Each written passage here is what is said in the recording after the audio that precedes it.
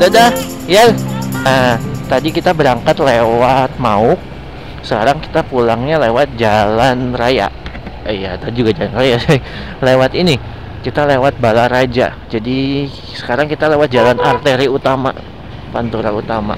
Jadi kita akan ketemu dengan bis-bis, dengan truk-truk.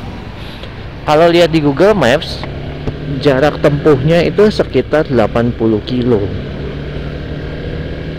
Kalau aktualnya mungkin ya sekitar kurang lebih sama ya, 80 sampai 90-an lah. Mirip kayak dari Jogja mungkin sampai ke Ambarawa. Oke, mari kita berangkat.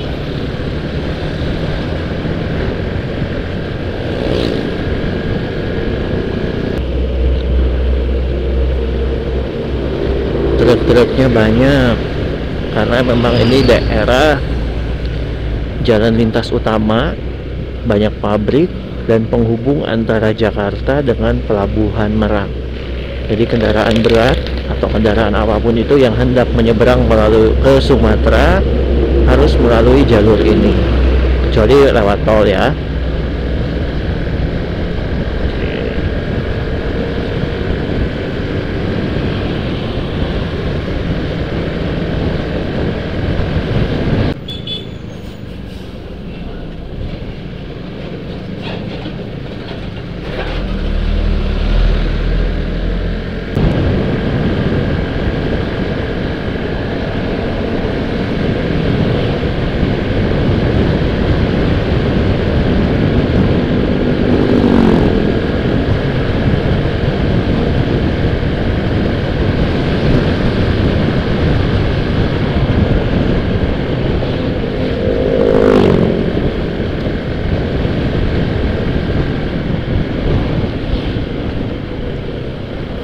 Ini karena banyak truk, jadi jalanannya bergelombang. Untuk yang naik motor harus hati-hati, jangan terlalu ngebut.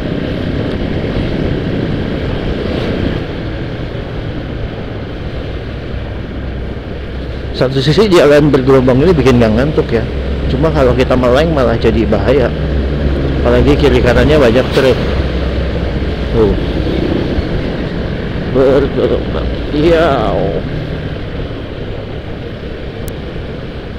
Waduh.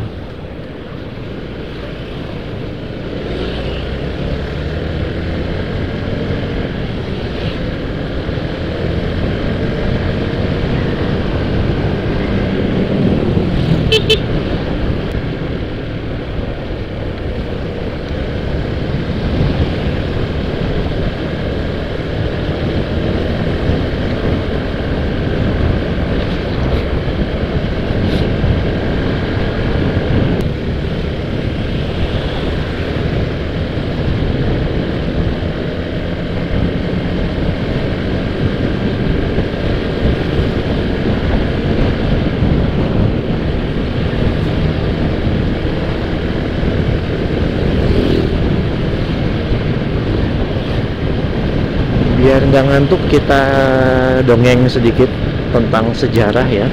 Jadi kalau kita ingat zaman sekolah dulu, kita di pelajaran sejarah itu kita diajarkan bahwa pada tahun 1811 itu terjadi, lewat 1810 itu ada proyek besar-besaran yang digagas oleh Herman William Daendels, sang gubernur jenderal Hindia Belanda, yaitu membangun jalan dari Anyer sampai Panarukan.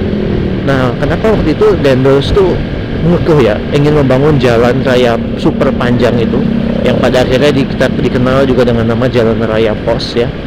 Walaupun namanya pos, sebenarnya tujuan utamanya adalah lebih ke militer. Pada saat itu, Belanda sedang dikuasai oleh Perancis.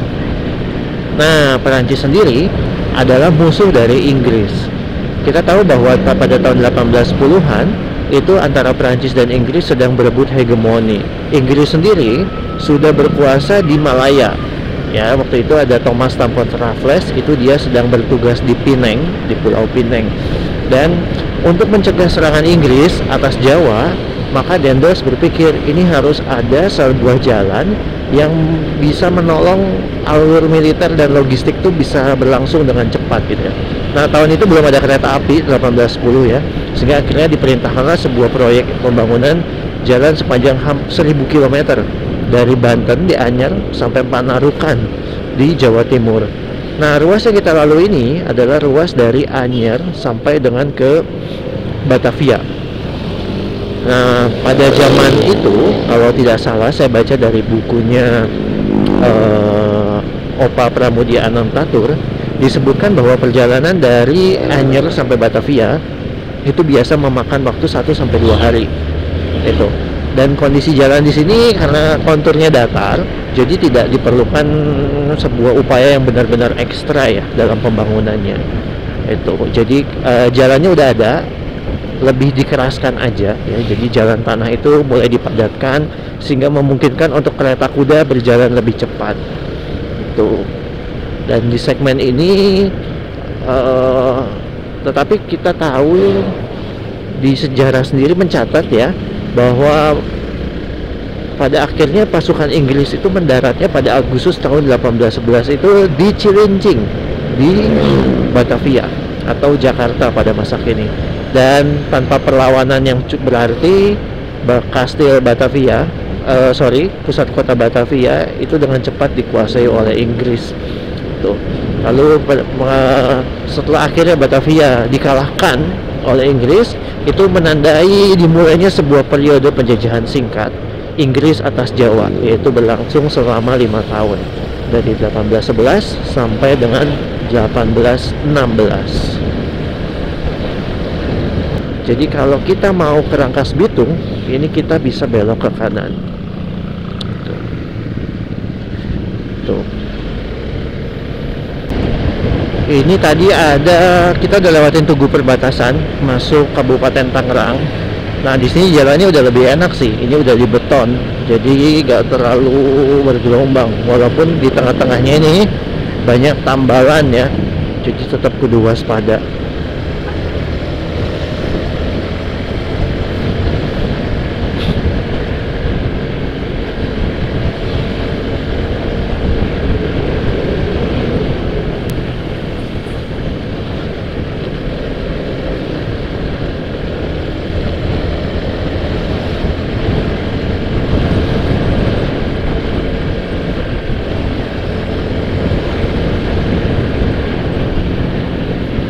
Dari tadi kecepatan nggak pernah lebih dari 70, 60 sampai 70 aja aman, karena kondisi jalannya kayak begini ya.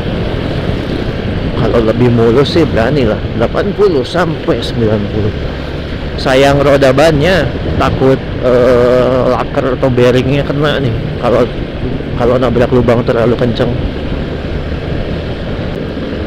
Ada odong-odong.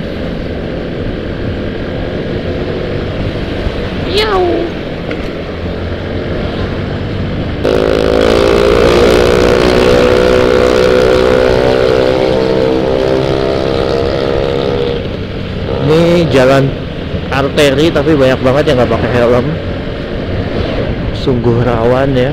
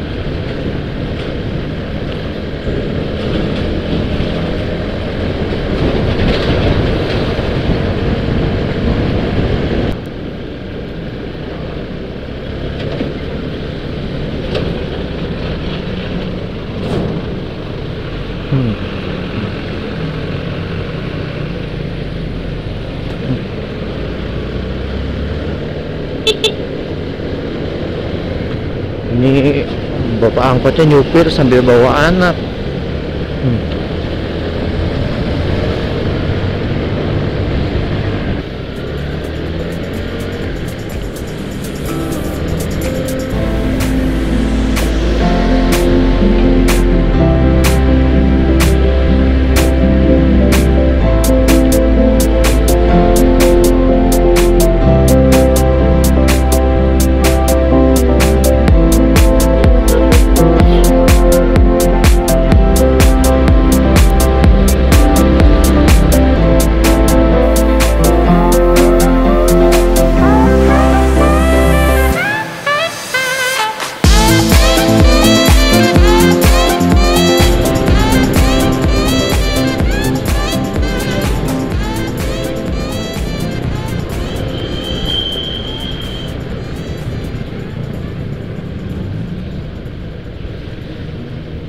Macet apa ini? Oh, sepertinya bubaran pabrik. Macetnya lumayan panjang karena ada kerjaan ini, perbaikan got.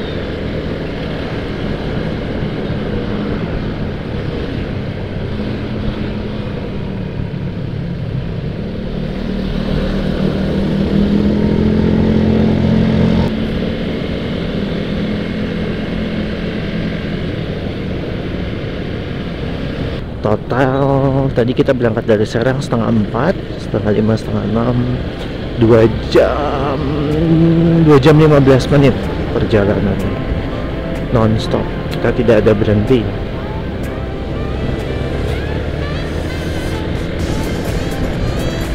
Oke, secara singkat kesimpulannya adalah kalau kita dari Jakarta ke Serang atau sebaliknya ada 2 jalur.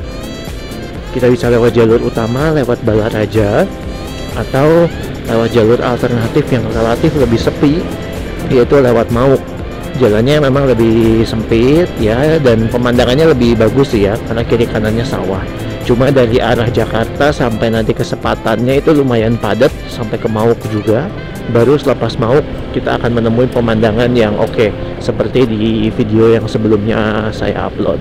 Oke, sekian untuk perjalanan touring tipis-tipis singkat hari ini. Sampai ketemu di perjalanan selanjutnya. See you.